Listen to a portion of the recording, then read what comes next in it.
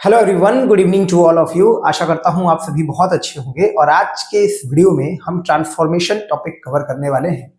मेरे प्यारे बच्चों, ट्रांसफॉर्मेशन आपसे 2 नंबर का पूछा जाता है, वॉइस के फॉर्म में या फिर सेंटेंस को ट्रांसफॉर्म करने के फॉर्म में।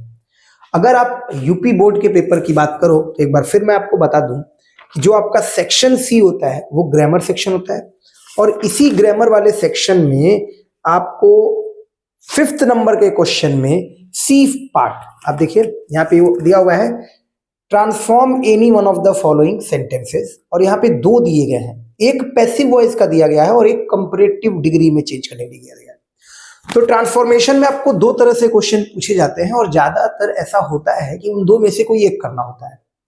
तो अगर आप वॉइस खूब बढ़िया से कवर कर लीजिए तो शायद आप ये वाला स्किप कर सकते हैं, डिग्री चेंज करने वाला, और डिग्री खूब अच्छे से कर लीजिए तो वॉइस स्किप कर सकते हैं। मेरे हिसाब से आपको दोनों करके जाना चाहिए। इसका फायदा आपको कई बार इसी पेपर में सिंथेसिस वाले क्वेश्चन में मिल जाता है, जब वहां पे 2 में से कोई एक करना होता है तो एक सिंथेसिस का क्वेश्चन और एक डिग्री वाला क्वेश्चन भी दे देता है। कई बार ऐसा हुआ है। ठीक है, आज की क्लास का थोड़ा मतलब समझा दूं तो 2024 में जितने भी ट्रांसफॉर्मेशन के क्वेश्चंस पूछे गए, मैंने कोशिश की है कि उनको कवर कर दिया जाए। हालांकि ये क्लास आप करोगे तो इसके बाद से आपको ट्रांसफॉर्मेशन में दिक्कत नहीं होगी। अब कुछ बच्चे ये कहेंगे कि सर 2023 और 2022 का क्या होगा, या पीछे पूछे गए ट्रांसफॉर्मेशन के जो क्वेश्चंस हैं उनका क्या होगा। तो मेरे प्यारे बच्चों, प्लेलिस्ट में जाइए और प्लेलिस्ट अपडेट कर दी है। आपको इसी वीडियो लिंक में भी, मतलब ये वीडियो जो क्लास जो चल रही है इसके कमेंट बॉक्स में भी मैंने लिंक अपडेट कर रखी है, कमेंट बॉक्स में आपको दिख जाएगा। प्लस प्लेलिस्ट में जाइए तो ट्रांसफॉर्मेशन की एक अलग प्लेलिस्ट बना दी है ना, ट्रांसफॉर्मेशन की। अब एक नई सीरीज चालू कर दी है मैंने ये, और इसमें क्या कर रहा हूं मैं कि 2024 में जो क्वेश्चंस पूछे गए उनकी एक सीरीज करा दे रहा हूं, और 2024 के पहले की जो सीरीज थी वो पहले की क्लासेस है रिकॉर्डेड, वो एक साथ मिला दे रहा हूं।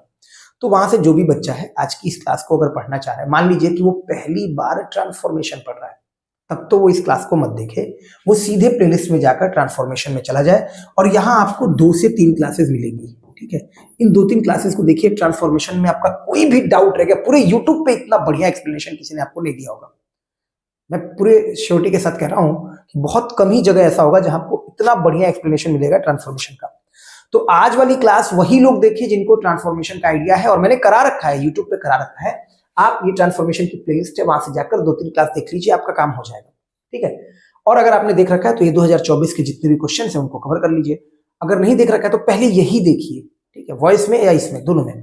ठीक, चलिए अब बात करते हैं कि आज की क्लास क्या है। तो पहले बता चुका हूं कि हम बोर्ड एग्जाम 2025 की प्रिपरेशन कर रहे हैं। किसी बच्चे को कोई डाउट हो इस नंबर पे व्हाट्सएप करें, सारी चीजें वैसे ही मिलेंगी आपको रिकॉर्डेड फॉर्म में, ताकि आपका समय बच सके। चलिए क्लास को स्टार्ट करते हैं। वीडियो अगर अच्छा लगे तो शेयर जरूर कीजिएगा। ठीक है, आ जाइए। पहला क्वेश्चन है आपके पास, डिग्री चेंज करने के लिए, iron is the most useful metal. दिख गया, ये पहला क्वेश्चन 2024 में इस तरह से आया था, और शायद इसी पेपर में 316 ईबी, देखिए इसमें आया हुआ है 316 ईबी में transform any one of the following, और इसमें 5वें के सी है, ये 5वां का सी पार्ट है, iron is the most useful metal into comparative degree. ठीक है, आपको दिख रहा होगा स्क्रीन पर। तो ये चेंज करने के लिए आया हुआ है, इसको कंपैरेटिव डिग्री में चेंज करना है। आपको बताया मैंने, ट्रांसफॉर्मेशन में 2 तरह के क्वेश्चन होते हैं, एक वॉइस वाला क्वेश्चन, वॉइस वाले क्वेश्चन में आपको सीधे वॉइस चेंज करना होता है, एक्टिव है तो पैसिव में ज्यादातर टाइम, कभी कभी पैसिव से एक्टिव में, और डिग्री में पॉजिटिव से कंपैरेटिव, कंपैरेटिव से सुपरलेटिव, सुपरलेटिव से पॉजिटिव, इस तरह से, या कई बार सेंटेंस की मीनिंग को बिना बदले उसके फॉर्म को चेंज करना, ऐसे भी कुछ क्वेश्चन होते हैं, अभी दिखेंगे। तो पहला क्वेश्चन है iron is the most useful metal. इसको कराने से पहले एक बार रिकॉल करा ही देता हूं, जो हमेशा मैं एग्जांपल देता हूं कि Ram is the best boy in the class. एक बार रिकॉल करा दे रहा हूं, Ram is the best boy in the class. अगर इसको देखा जाए तो द बेस्ट बॉय में ना ये सुपरलेटिव डिग्री है, द बेस्ट क्या है, सुपरलेटिव डिग्री। और मैंने कहा राम क्लास का सबसे अच्छा लड़का है, तो इस कहने का मतलब यही हो गया कि सर राम बेहतर है। अगर राम क्लास का सबसे अच्छा लड़का है तो राम बेहतर है किसी अन्य बच्चे से, मतलब कोई और बच्चे से आप कंपैरिजन कर लीजिए, राम उनमें से बेहतर है, तो Ram is better then, degree change हो गई, अब मीनिंग नहीं चेंज होगी, Ram is better then any other boy in the class. बहुत ध्यान समझिएगा, any other boy in the class. क्या मतलब हुआ कि सर राम बेहतर है किसी अन्य बच्चे से, और अगर राम किसी अन्य बच्चे से बेहतर है इसका मतलब राम ही सबसे अच्छा है। सर इसको पॉजिटिव डिग्री में कैसे ले जाएंगे, ये कंपैरेटिव डिग्री हो गया। अब पॉजिटिव में कैसे ले जाएंगे, तो सर राम अगर क्लास का सबसे अच्छा लड़का है, इसको कहने का मतलब है कि कोई और लड़का, no other boy in the class, no other boy in the class is as good as Ram. कोई और बच्चा क्लास में इतना अच्छा नहीं है जितना अच्छा कि राम। सर कोई और बच्चा क्लास में उतना अच्छा नहीं है, no other boy in the class is as good as Ram. कोई और बच्चा क्लास में उतना अच्छा नहीं जितना कि राम, और इसीलिए राम सबसे अच्छा लड़का है। अगर आप ये फॉर्मेट समझेंगे तभी आप वो आयरन वाला क्वेश्चन बहुत आसानी से कर पाएंगे। Iron is the most useful metal, ये लिखा हुआ है, iron is the most useful metal, और कहा गया कंपैरेटिव में करिए तो आयरन सबसे ज्यादा यूजफुल है, इसका मतलब आयरन मोर यूजफुल है। देखिए गुड बेटर बेस्ट ये डिग्री होती है, गुड बेटर बेस्ट, इसी तरह से useful, more useful, most useful, ठीक है। तो iron is the most useful metal, इसका मतलब आयरन ज्यादा यूजफुल है किसी अन्य मेटल से, iron is more useful than any other metal. बहुत आसान हो जाएगा ये क्वेश्चन, बन जाएगा iron is more useful than any other metal. क्या मेरी बात समझ में आ रही है कि iron is more useful than any other metal. अच्छा अगर इसको पॉजिटिव में कह देता तो इसका मतलब सर कोई और मेटल इतना यूजफुल नहीं है जितना कि आयरन, तभी तो आयरन सबसे ज्यादा है। सर मेरे जैसा कोई नहीं, इसका मतलब सबसे अच्छा कौन, मैं। अगर मान लीजिए देता पॉजिटिव में तो लिख देते no other metal is as useful as iron. कोई और मेटल इतना यूजफुल नहीं है जितना कि आयरन, इसका मतलब आयरन ही सबसे ज्यादा यूजफुल मेटल है। टाइप 1 ये है, बहुत पूछा जाता है, लगभग सारे सेट्स में अगर ट्रांसफॉर्मेशन पूछा जाएगा तो अगर 6-7 सेट्स बन रहे हैं तो उनमें से 3 से 4 सेट्स में ये वाला टाइप पूछा जाता है, किसी एक सेट्स में आपको सेट में ये वाला टाइप मिलेगा। Kabaddi is one of the most popular games in India. Again इसको समझाने के लिए वापस से इस पे चलते हैं। पहला जो टाइप था ना, टाइप 1, ये मैंने बहुत बढ़िया एक्सप्लेन किया है, जो ये लिंक आपको मिलेगी डिस्क्रिप्शन बॉक्स में या वीडियो के कमेंट बॉक्स में, आप जाइए उस प्लेलिस्ट में, पहली वीडियो है ना जो पुरानी 2-3 साल पहले, मैंने बड़ा बढ़िया एक्सप्लेन किया उसमें, आपको उसमें ही समझ में आ जाएगा, ठीक है। अब दूसरा टाइप क्या है, एक तो ये हो गया कि राम क्लास का सबसे अच्छा लड़का है, फिर ये हो सकता है कि सर राम अब क्लास का सबसे अच्छा लड़का नहीं है, राम जैसे कुछ और बच्चे भी हैं, और तब मैं इसको बोलूंगा कि Ram is one of the best boys in the class. Sir अब की बार मैंने ये कहा कि राम सबसे अच्छा लड़का नहीं है, लेकिन राम अच्छे बच्चों में से एक है। पहले इस लाइन की मीनिंग को समझिएगा। जब मैंने कहा कि राम सबसे अच्छा लड़का है मतलब राम जैसा कोई नहीं है, लेकिन जब मैंने कहा राम अच्छे लड़कों में से एक है तो राम जैसे कुछ हैं, सभी तो नहीं, पर 2-3 बच्चे हो सकते हैं, 4 बच्चे हो सकते हैं, 5 बच्चे हो सकते हैं, जो संख्या है 30, 40, 35 जो भी है संख्या, कुछ ही बच्चे हैं। समझ में आ रही बात। तो अगर राम सबसे अच्छा तो उस जैसा कोई नहीं, लेकिन Ram is one of the best boys. एक और बात ध्यान रखिएगा, वन ऑफ द के बाद न प्लूरल नाउन आता है, ये क्वेश्चन सिंटेक्स में पूछा जाता है, लिख देगा Ram is one of the best boy in the class. गलती क्या है, सही करिए, तो आपको बॉय की जगह पे बॉयज लिखना पड़ेगा, क्योंकि वन ऑफ द लिख रहे हैं, बहुत सारे में से एक। तो राम अच्छे लड़कों में से एक है, इसका मतलब अच्छे लड़के हैं कुछ। अब इसको कंपैरेटिव में जब चेंज करेंगे तो बनेगा राम इज बेटर देन। अब किसी अन्य लड़के से तो राम अच्छा है नहीं है। अगर मैं कह दूंगा कि सर राम किसी भी लड़के से अच्छा है तो इसका मतलब तो राम सबसे अच्छा हो गया, नहीं सर, राम बेहतर है ज्यादातर लड़कों से, सभी लड़कों से नहीं लेकिन ज्यादातर लड़कों से बेहतर है। Ram is better than many other boys in the class, या most of the boys in the class, ये भी लिख सकते हो, ठीक। और अगर मैंने लिख दिया कि कोई और लड़का है इतना अच्छा नहीं जितना अच्छा कि राम, तब तो हो जाएगा राम सबसे अच्छा है। हमको लिखना है कि राम अच्छे लड़कों में से एक है, तो इसका मतलब बहुत कम बच्चे इतने अच्छे हैं, very few boys in the class are as good as Ram, are as good as Ram. बहुत कम बच्चे उतने ही अच्छे हैं, बहुत कम बच्चे क्लास में उतने अच्छे हैं जितना अच्छा कि राम, यानी कि राम अच्छे लड़कों में से एक है। राम जैसे कुछ ही हैं। तो दो तरह से पूछा था, एक जब राम सबसे अच्छा हो और एक राम अच्छे बच्चों में से एक है। राम अगर सबसे अच्छा है तो उसके जैसा कोई नहीं, no other boy in the class is as good as Ram. अगर राम अच्छे बच्चों में से एक है तो इसका मतलब बहुत कम बच्चे ऐसे हैं, very few boys in the class are as good as Ram.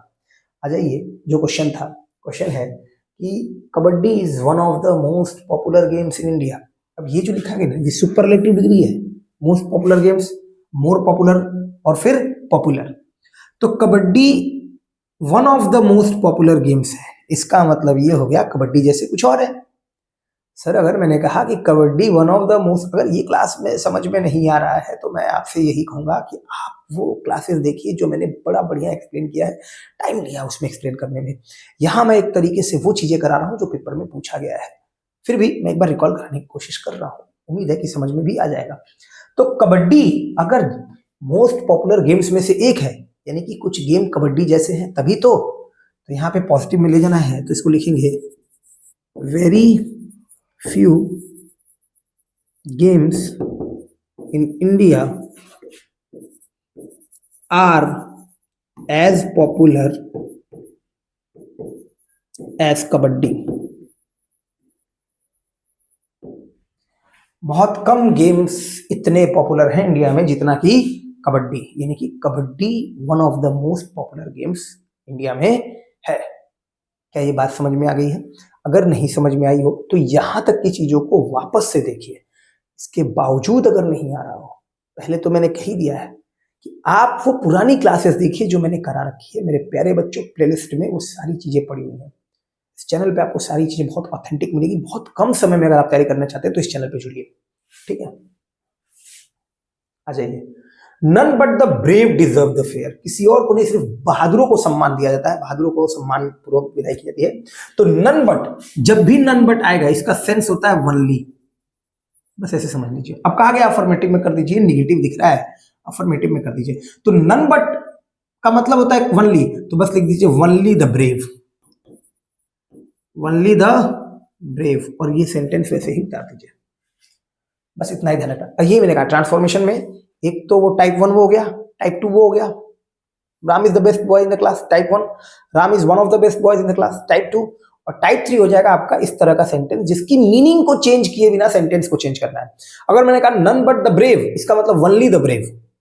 None but the coward, it means only the coward, ठीक है? आ जाइए, एक और टाइप समझिए, बहुत बहुत पूछा जाता है ये भी। अब ये अलग अलग चीजें, आप ये ट्रांसफॉर्मेशन में नंबर कटने वाला नहीं है, 2 नंबर मिलना है, फ्री के नंबर है 2 नंबर, अगर आपने सीख लिया तो। No sooner did the train stop than I got down, ज्यों ही ट्रेन रुकी, नो सूनर का मतलब होता है ना ज्यों ही त्यों ही, ज्यों ही ट्रेन रुकी देन आई गॉट डाउन, त्यों ही मैं रुक उतर गया। अब ये स्ट्रक्चर जो लिखा गया है कि no sooner did the train stop than I got down, क्यों डिड को पहले लिखा गया है? सर ये हेल्पिंग वर्ब कैसे लिखा गया? सब्जेक्ट यहाँ पे है ना, और मेन वर्ब यहाँ पे है, तो सर ये कैसे किया? मेरे प्यारे बच्चों, इसके लिए आपको भी क्लास देखनी पड़ेगी, ठीक है? नो सूनर जब भी सेंटेंस के स्टार्टिंग में लिखा जाता है तो हेल्पिंग वर्ब सब्जेक्ट के पहले लिखी जाती है without question mark, full stop लगेगा। फिर से समझिएगा, मैंने कहा कि नो सूनर जब भी सेंटेंस के स्टार्टिंग में लिखा जाएगा तो जो हेल्पिंग वर्ब है वो सब्जेक्ट के पहले लिखी जाएगी, इस बात को ध्यान रखना है।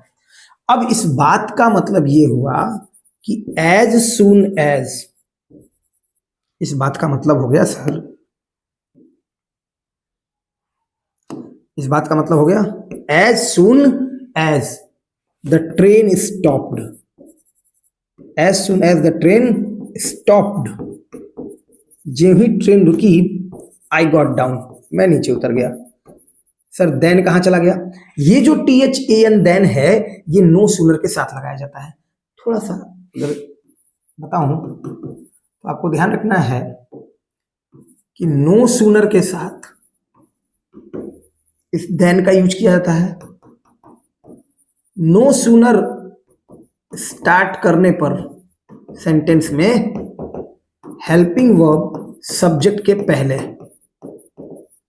ठीक है? ये ध्यान रखना है ये। और अगर डिड लगा रहे हैं नो सूनर के साथ तो वर्ब की फर्स्ट फॉर्म, अगर कहीं हैड लगा हुआ आ जा रहा है तो वर्ब की थर्ड फॉर्म। ये तीन चीजें ध्यान रखिएगा। आ जाइए फिर से समझा देता हूँ। मैंने कहा अगर नो सूनर से सेंटेंस स्टार्ट किया जाएगा तो THAN देन यूज होगा, प्लस हेल्पिंग वर्ब सब्जेक्ट के पहले आएगा। अगर डिड लगा है तो वर्ब की फर्स्ट फॉर्म, और अगर हैड लगा है तो वर्ब की थर्ड फॉर्म। और यहाँ पे तो आई गॉट डाउन एक अलग सेंटेंस है, तो यहाँ पे V2 रहेगा ही रहेगा।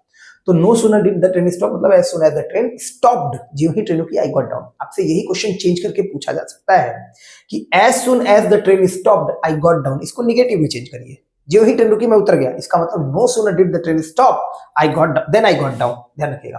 आ जाइए।